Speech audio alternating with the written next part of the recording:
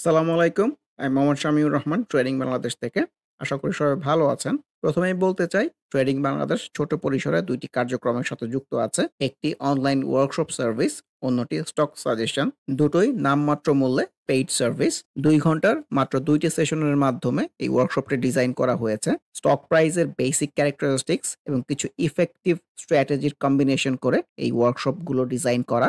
নতুন কিংবা পুরাতন যেকোনো ধরনের বিনিয়োগকারী এই ওয়ার্কশপে অ্যাটেন্ড করতে পারবেন। যারা প্র্যাকটিক্যালি ট্রেডিংটা হাতে কলমে শিখে রেগুলার ইনকাম জেনারেট করতে চান, তারা চাইলে ট্রেডিং বাংলাদেশের এই ওয়ার্কশপ কার্যক্রমে যুক্ত হতে পারেন। এর বাইরে যারা চাকরি, ব্যবসা কিংবা অন্য যেকোনো ধরনের কাজের জন্য রেগুলার এই মার্কেটটা ফলো করতে পারেন না, কিন্তু স্টক মার্কেটের সাথে কানেক্ট থাকতে চান, তারা চাইলে ট্রেডিং বাংলাদেশের স্টক সাজেশন সার্ভিসটা অ্যাভেইল করতে পারেন। এর বাইরে এই চ্যানেলে ট্রেডিং বেসিক্স নামে একটি প্লেলিস্ট রয়েছে। এটি মূলত ট্রেডিং শেখার প্লেলিস্ট। ক্যান্ডেলস্টিক এবং এর বিভিন্ন প্যাটার্ন, বিভিন্ন effective strategy, for example moving average trading strategy, upswing এর বিভিন্ন ফেজ এবং এই ফেজে ট্রেড প্ল্যান করার কোনো স্কোপ আছে কিনা, কিংবা বাউন্স ব্যাক ক্যান্ডেলগুলো কেমন হতে পারে, এসব সহ ট্রেডিং সংক্রান্ত বিভিন্ন বিষয়ের উপর ভিডিও দেয়া আছে। যে যেখানে আছেন সেখান থেকেই ট্রেডিং বেসিক্স প্লেলিস্টটি ফলো করে ট্রেডিং সম্পর্কে আইডিয়া নিতে পারেন। লো পেইড আপ ক্যাপিটাল স্টকের মধ্যে জেমিনি সিফুডের কথা বলতে চাচ্ছি। গতকাল ভালো ভলিউম পেয়েছে এই মুভিং এভারেজ 20, এটা ঘেসে কিন্তু উপরের দিকে যাওয়ার রিফ্লেকশন। তো আপকামিং ডেইজ কেমন করবে সেই ক্ষেত্রে অবশ্যই ভলিউমটা ডেভেলপ করতে হবে যদি ভালো করতে চায়। এবং সামনে কিন্তু ওর একটা রেজিস্ট্যান্সের জায়গা আছে, এখানে রেজিস্ট্যান্স পেয়েছে, এখানে রেজিস্ট্যান্স পেয়েছে। এই রেজিস্ট্যান্সটা ব্রেক করতে পারে কিনা এটাই হচ্ছে সবচেয়ে ভাইটাল বিষয় জেমিনি সিফুডের ক্ষেত্রে। সো অবজারভেশনের ভেতরে রাখতে পারেন।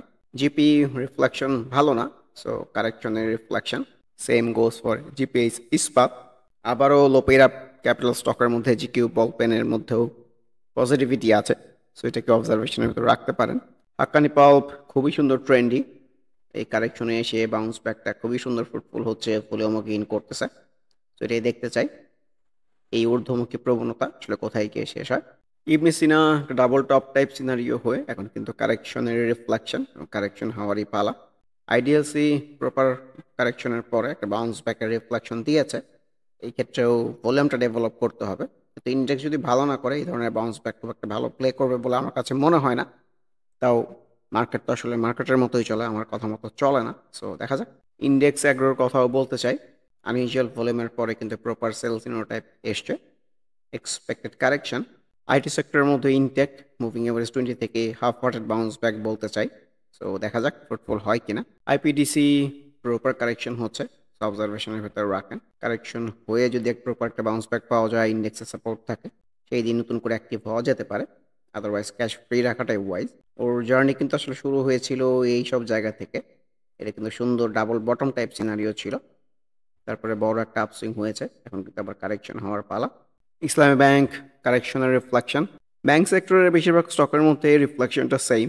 For example Jamuna bank proper একটা আপসুইং হয়েছে, এখন নতুন করে আবার কারেকশন হচ্ছে। জেএইচআরএমএল রিফ্লেকশন কিন্তু ভালো না, ডাবল টপ কারেকশন হলে বড় কারেকশন হতে পারে। জিএমএস সিরিঞ্জের মধ্যেও সেম রিফ্লেকশন, সাথে কিন্তু আনইউজুয়াল ভলিউমটা আছে। সো এক্সপেক্টেড কিন্তু কারেকশন। আমরা এখানেও আনইউজুয়াল ভলিউম পেয়েছি, সেল সিনারিও কারেকশন হয়েছে, এইখানেও কিন্তু পেয়েছি, ছোট্ট কারেকশন হয়েছে। সো এক্সপেক্টেড কিন্তু কারেকশন। তো সবসময় একটা স্টক প্রাইজের বেসিক যে ক্যারেক্টারিস্টিক্সগুলো আছে সেগুলো নিয়ে আমি স্টিক থাকতে পছন্দ করি। কেয়ানকো সেল সিনারিও। লেগাসি ফুড তো ভালো করেছে, আরও ভালো করতে চাইলে ভলিউমটা অ্যাক্টিভ রাখতে হবে। লাফার্স ইন্ডেক্সকে ফলো করে কিন্তু কারেকশনেই যাচ্ছে, সো অবজারভেশনের ভেতরে রাখেন। তাহলেও এই বাউন্স ব্যাকটা ফ্রুটফুল হবে বলে মনে হচ্ছে না, সো ইন্ডেক্সকে ফলো করতেছে, নিচে এসব জায়গায় পেলে কিন্তু করে অ্যাক্টিভেট হওয়া যেতে পারে। Maximum sales in reflection. Same goes for Malek. মালেকের মধ্যে আবার ভলিউমটা অ্যাক্টিভ আছে, এটা একটা পজিটিভ সাইন। সো দেখা যাক। মিডল্যান্ড ব্যাংকের মধ্যে কারেকশনটা কিন্তু অব্যাহত, সো এইসব জায়গায় আবার যদি পাওয়া যায় স্টেবল হয়, নতুন করে অ্যাক্টিভেট হওয়া যেতে পারে। মন্নেজিএমএল এর সামনেও কিন্তু ডাবল টপ হওয়ার হাতছানি। এই যে একটা সেল সিনারিও ছিল, সেম ক্যান্ডেলে কারেকশন হয়েছিল, আবারও সেল সিনারিও টাইপ ক্যান্ডেল এসছে। আর এটা যদি কারেকশনটা অ্যাক্টিভেট হয় তাহলে কিন্তু বড় কারেকশন হলেও অবাক হওয়ার মতো কিছু নাই। মনোস্পলের রিফ্লেকশনও ভালো না। লো পেইড আপ ক্যাপিটাল স্টকের মধ্যে ওরা ইনফ্লেশন লুকস ভেরি গুড। এখানে সেল সিনারিও হয়েছিল, এই ডাবল টপ টাইপ সিনারিও ছিল, কিন্তু এটাকে ব্রেক করে কিন্তু সুন্দর উপরের দিকে যাওয়ার রিফ্লেকশন। ভলিউমটা যদি অ্যাক্টিভ রাখতে পারে ডেফিনেটলি সুইংটার উপরের দিকে যেতে পারে। প্রিভিয়াসলি যদি বলি এইসব জায়গায় কিন্তু একটা রেজিস্ট্যান্স জোন আছে, এখন দেখার বিষয় এই জায়গাটা টাচ করে কিনা। সো ক্যান্ডেলস্টিক সবকিছু প্যাটার্ন মিলে looks very good. Life insurance সেক্টরের মধ্যে প্রগতি লাইফও ভালো করতেছে। ভলিউম যদি অ্যাক্টিভ রাখতে না পারে সেক্ষেত্রে খুব একটা ভালো হবে বলে মনে হচ্ছে না। সো অবজারভেশনের ভেতর রাখতে পারেন। প্রাইম ব্যাংকের কথাও বলতে চাই, আমরা যারা চার্ট প্যাটার্নটা শিখতে চাই, প্র্যাকটিস করতে চাই, তো চার্টের ক্ষেত্রে একটা কমন প্যাটার্ন আছে যেটাকে আমরা বলি ডাবল টপ। এই যে একটা টপ হয়ে চার্টের ক্ষেত্রে আবার একটু কারেকশনে এসে আবার একটা সেম জায়গা থেকে যে টপ মেরে আশপাশ থেকে টপ জেনারেট করে আবার নিচে আসতে থাকে, সেই ক্ষেত্রে এইখানে একটা এইখানে একটা, এই দুই ধরনের টপকে আমরা বলি ডাবল টপ সিনারিও। সেই ক্ষেত্রে কিন্তু কারেকশনটা আসলে অনেক বেশি এক্সপেরিয়েন্স করে মার্কেট। সো প্রাইম ব্যাংকের মধ্যেও কিন্তু সেম ওই টাইপেরই রিফ্লেকশনটা আসলে পাওয়া যাচ্ছে। যে এই কারেন্ট সুইংটার কথা বলে, এই যে আপসুইং হয়েছে, কারেকশনে এসে আবার একটা আপসুইং হয়েছে, তারপর কিন্তু কারেকশনে যাচ্ছে। তো সেম এইখানে একটা টপ হয়েছে, সেম জায়গার আশেপাশ থেকে একটা টপ হয়েছে। সো এই ধরনের সিনারিও হলে একটা বড় কারেকশন এক্সপেক্টেড হয়। সো ওর জার্নিটা শুরু করেছিল কিন্তু এই সব জায়গা থেকে, এই জায়গা থেকে স্টেবল হয়ে একটা প্রপার দুইটা সুইংয়ে একটা ট্রেন্ডি সিনারির মধ্যে ছিল, এবং এটা যদি ব্রেক করে তাহলে যদি আবার এইসব জায়গাও চলে আসে, অবাক হওয়ার মতো কিন্তু কোনো বিষয় নেই। সো যে এখন যে ফ্লো চলতেছে কখনো এন্ট্রির ফ্লো না, এক্সিটের ফ্লো চলতেছে। রহিমা ফুড তো প্রপার একটা আনইউজুয়াল আপসুইং এর দিকেই যাচ্ছে। ভলিউমটা খুবই সুন্দর অ্যাক্টিভ আছে, এটা একটা পজিটিভ সাইন, কিন্তু এই ধরনের সুইং প্রেডিক্ট করা খুবই মুশকিল। সো অবজারভেশনের ভিতর রাখেন আপকামিং গেজগুলো কেমন বিহেভ করে। রহিম টেক্সের ক্ষেত্রেও সেম কথা। মিউচুয়াল ফান্ড সেক্টরের মধ্যে রিলায়েন্স ওয়ানকে কিন্তু অবজারভেশনে রাখা যেতে পারে, কারণ খুবই সুন্দর কারেকশন হচ্ছে, মুভিং এভারেজ থেকে নিচে চলে যাচ্ছে। আমরা জানি মুভিং এভারেজ থেকে যতই নিচে যায় ও কিন্তু একটা বাউন্স করে আবার একটা আপসুইংয়ের জন্য রেডি হয়। সো সেই প্রেক্ষাপট থেকে ডেফিনেটলি অবজারভেশনের ভিতর রাখা যেতে পারে। রবি প্রপার কারেকশনের রিফ্লেকশন। সিপার মুভিং এভারেজ 50টাকে ক্রসিং দিয়ে ফেলেছে, looks very bad to me. অনেক দিন ধরে যে একটা ট্রেন্ডি সিনারিও ছিল, এখান থেকেও যদি বলি লম্বা একটা ট্রেন্ডের মধ্যে ছিল, খুবই সুন্দর প্রপার একটা আপসুইং হয়েছে, অনেক বড় একটা ট্রেন্ডি সিনারিওর মধ্যে ছিল। এইবার এখানে আমরা একটা প্রুফ পেয়েছিলাম যে এই ট্রেন্ডটা শেষ হতে পারে, এখানে কিন্তু আর একটা প্রুফ পেয়েছি যে ট্রেন্ডটা শেষ। এখন কিন্তু এই আপ ট্রেন্ডের থেকে ডাউন ট্রেন্ডে ফ্লোতেই ভাবতে হবে। Stock price is all about trend. চীনা বাংলার ক্ষেত্রেও কিন্তু সেল সিনারিও, আনইউজুয়াল ভলিউমের অ্যাক্টিভিটি, এক্সপেক্টেড কারেকশন। সোনালী লাইফের মধ্যেও কিন্তু ডাবল টপ হওয়ার হাতছানি। তো ডাবল টপ হলে আমরা জানি এক্সপেক্টেড কারেকশন। সোনালী পেপার ভলিউমটা খুবই সুন্দর অ্যাক্টিভ রাখতে পেরেছে, কিন্তু ক্যানেল ওয়াইজ সিনারিও কিন্তু খুব একটা ভালো না। পরিশেষে ইন্ডেক্সের সাথে যদি আর একটা স্টককে একটু পাশাপাশি রেখে দেখতে চাই, যারা কমেন্টে অনেক প্রশ্ন করেন যে এটা কি কেনা যায়, এটা কি কেনা যায় না, কখন কেনা যায়, সো সবার আগে ইন্ডেক্সকে ফলোর মধ্যে রাখতে হবে। ইন্ডেক্সের উপরেই আমাদের দেশের মার্কেট অনেকাংশে ডিপেন্ড করে, আমি একদম প্রথম দিন থেকে বলে আসতেছি। ফর এক্সাম্পল আমি ইন্ডেক্সের সাথে অনেকটাই রিফ্লেক্টেড হচ্ছে, সেম রিফ্লেকশনটাই পাওয়া গেছে অনেকাংশে। সেই ক্ষেত্রে আমি একমি ল্যাবটাকে রেফারেন্স হিসেবে নিয়েছি।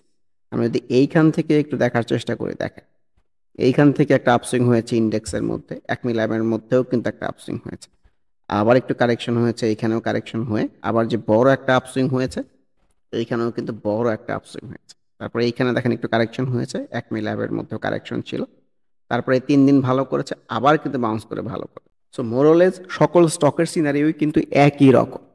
সো ইন্ডেক্সের চার্টের সাথে আপনার স্টকগুলোকে একটু মিলিয়ে ট্রেড প্ল্যানগুলো সাজাতে হবে, যদি এই মার্কেট থেকে প্রফিটেবল কোনো কিছু গেইন করতে চান কিংবা অনেকদিন লাস্ট করতে চান এই মার্কেটটাতে। যে এখন যেমন কারেকশনের রিফ্লেকশন হচ্ছে, ওর মধ্যে কিন্তু অলরেডি রিফ্লেকশনটা শুরু হয় না, কিন্তু যে কোনো সময় শুরু হয়ে যেতে পারে, যদিও গতকালের ক্যান্ডেলটা ভালো ছিল না। আর এইটা হচ্ছে সুইংয়ের ওপরে। এই রেফারেন্সে দেখবেন যে এই যে কারেকশনটা হয়েছে, অনেক স্টকে এই কারেকশন এখনও অব্যাহত আছে। ফর এক্সাম্পল ইন্স্যুরেন্স সেক্টর, ওর কিন্তু এখনও কারেকশন চলমান আছে, ব্যাংক সেক্টরের মধ্যে কারেকশন চলতেছে। অনেক স্টক আবার এইটুকু আপসুইং এর সাথে রিফ্লেক্টেড হয়েছে, ফর এক্সাম্পল একমি ল্যাব হয়েছে, কিন্তু অনেক স্টক কিন্তু হয় না। আবার এই যে কারেকশনটা চলতেছে একমি ল্যাব কিন্তু এর সাথে রিফ্লেক্টেড হয়ে আবার নিচে চলে আসতে পারে। সো চার্টগুলোকে ইন্ডেক্সের পাশাপাশি রেখে এইভাবে একটু অ্যাসেস করলে আমার কাছে মনে হয় ট্রেডিং জার্নিটা ভালো হবে। আর মোর ইম্পর্টেন্ট পার্ট হচ্ছে যে এই কারেকশনটা কবে শেষ হবে এটা কিন্তু আমরা জানি না। আপনি যেটাকে লো প্রাইস মনে করে কিনতেছেন, তারপরে যদি আরও কারেকশন হয়, ওই লো প্রাইস কিন্তু লো প্রাইস থাকবে না। তো সবসময় ইন্ডেক্সকে একটু সময় দেওয়া উচিত যে ও আসলে কেমন বিহেভ করে দেখার জন্য। পার্টিকুলার স্টক, যে স্টকটা আসলে ইনভেস্ট করতে চাচ্ছেন কিংবা ট্রেড করতে চাচ্ছেন, ওই স্টকটাকেও সময় দেওয়া উচিত যে সে ইন্ডেক্সের সাথে রিফ্লেক্টেড হয় কিনা ইন্ডেক্সের মতো করে। কারণ ইন্ডেক্স যদি কারেকশনে থাকে, আমাদের বেশিরভাগ স্টকই কিন্তু কারেকশনে থাকবে। এই সত্য কথাটা, এই প্র্যাকটিক্যাল কনসেপ্টটা আপনাকে আমাদের দেশের মার্কেটের জন্য অবশ্যই মেনে নিতে হবে। সো আপকামিং ডেইজ ইন্ডেক্সের মধ্যে কারেকশনটা না হয়ে আরেকটা আপসুইংয়ের দিকে যাবে, ইতিবাচক প্রবণতায় ফিরে আসবে। সেই ধরনের আশাবাদ ব্যক্ত করে আজকের মতো ডিসকাশনটি শেষ করতে চাচ্ছি। আবারও মনে করিয়ে দিতে চাই, যারা নামমাত্র মূল্যে প্র্যাকটিক্যাল ওয়েতে ট্রেডিংটা হাতে কলমে শিখে রেগুলার ইনকাম জেনারেট করতে চান, তারা ওয়ার্কশপ অ্যাটেন্ড করতে পারেন। এর বাইরে এই চ্যানেলের ট্রেডিং বেসিক্স প্লেলিস্টের ভিডিওগুলো দেখে যে যেখানে আছেন সেখান থেকে ট্রেডিং সম্পর্কে আইডিয়া নিতে পারেন। এর বাইরে স্টক সাজেশন কার্যক্রমেও যুক্ত হতে পারেন। সবাই ভালো থাকবেন। আল্লাহ হাফেজ। Happy trading. This is Shamiur Rahman signing off from today's episode.